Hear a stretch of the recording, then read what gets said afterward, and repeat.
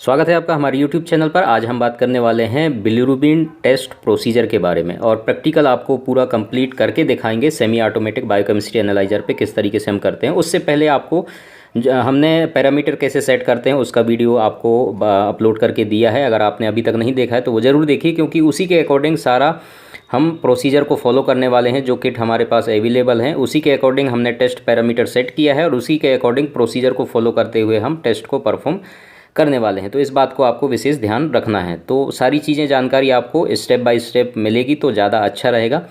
तो उसके बाद ये कोई मुश्किल काम नहीं है, आसानी से आप इस प्रोसीजर को फॉलो करते हुए आप टेस्ट लगा सकते हैं। तो टोटल बिलीरुबिन और डायरेक्ट बिलीरुबिन दो टेस्ट हम इसमें करते हैं। तो ये आप देख सकते हैं प्रोसीजर दोनों का सेम है, केवल रिएजेंट का फ़र्क है। अलग अलग रिएजेंट आपको देखने को मिलते हैं बॉटल टोटल बिलीरुबिन का और डायरेक्ट बिलीरुबिन का।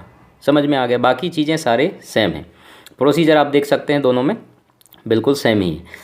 अब इसके बाद हम यहाँ पर ध्यान रखने वाली बातें क्या क्या है। सबसे पहले तो आपके पास जो भी इक्विपमेंट्स आपके पास होने चाहिए रिक्वायरमेंट्स, वो सारी चीज़ें आप पहले से अरेंज कर लें। जैसे कि टेस्ट ट्यूब है, उसके बाद आपके पास माइक्रोपिपेट, जो क्वांटिटी यहाँ पर आपको लेना है उसके अकॉर्डिंग फिक्स्ड हो सकता है, एडजस्टमेंट वाले भी हो सकते हैं माइक्रोपिपेट।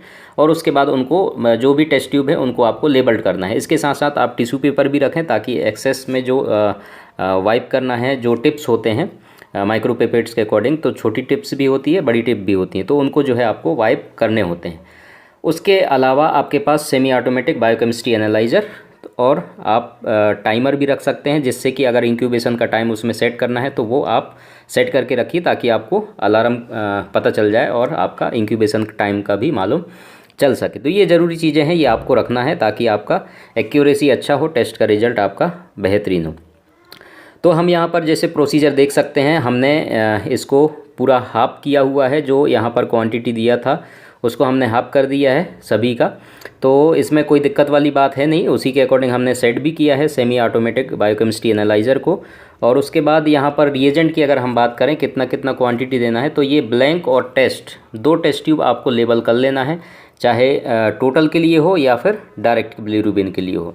ठीक है, दोनों के लिए आप अलग अलग दो दो टेस्ट ट्यूब आप लेकर के रखिए, उनको लेबल्ड करके। समझ में आ रहा है? उसके बाद ही आपको आगे प्रोसीजर को फॉलो करना है ताकि वो आपको समझ में आए और याद भी रहे। उसके बाद टोटल बिलीरुबिन रिएजेंट और टोटल बिलीरुबिन एक्टिवेटर दो आपको बॉटल मिलेंगे और ये दोनों रिएजेंट अलग अलग सेपरेट होते हैं।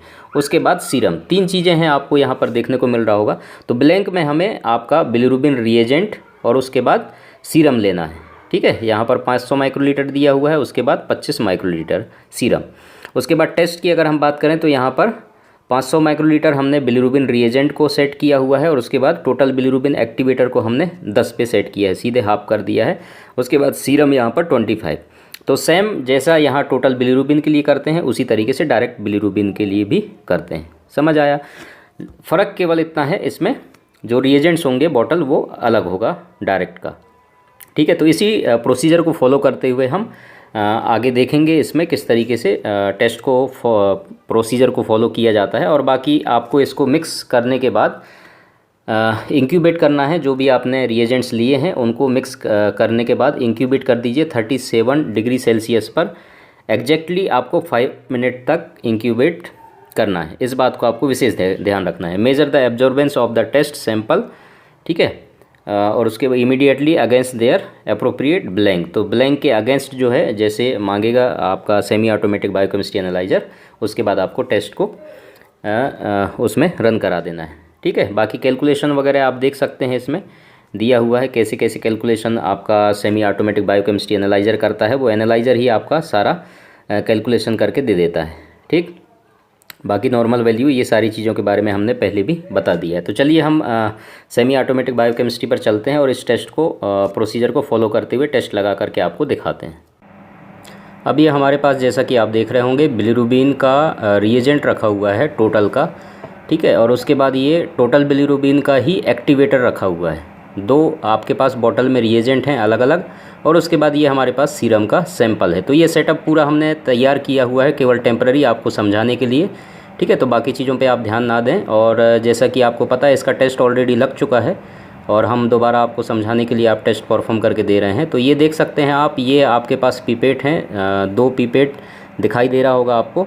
और ये अलग अलग क्वांटिटी के हिसाब से जो हमें टेस्ट प्रोसीजर को फॉलो करना है। ये एडजस्टेबल है और ये आप देख सकते हैं 5 से 50 माइक्रोलीटर का है और दूसरा जो है 500 से 1000 माइक्रोलीटर का है, ठीक है। और उसके बाद ये हमारे पास 2 टेस्ट ट्यूब हैं जो कि एक टेस्ट के लिए है और एक ब्लैंक के लिए है। हमने इनको मार्कर से मार्क करके रखा हुआ है ताकि हमें समझ में आ सके कि टेस्ट कौन सा है और ब्लैंक कौन सा है, और उसके अकॉर्डिंग हमें इनमें रिएजेंट्स और सैंपल लेने हैं। तो सबसे पहले हम आपको दिखा देते हैं, ये 500 सेट है, 500 माइक्रोलीटर, और इसमें हम टिप फंसाएंगे और जो कि हमारे पास क्लीन नया टिप है और हमेशा नया टिप ही आपको इस्तेमाल करना है, उसके बाद डिस्कार्ड करना है।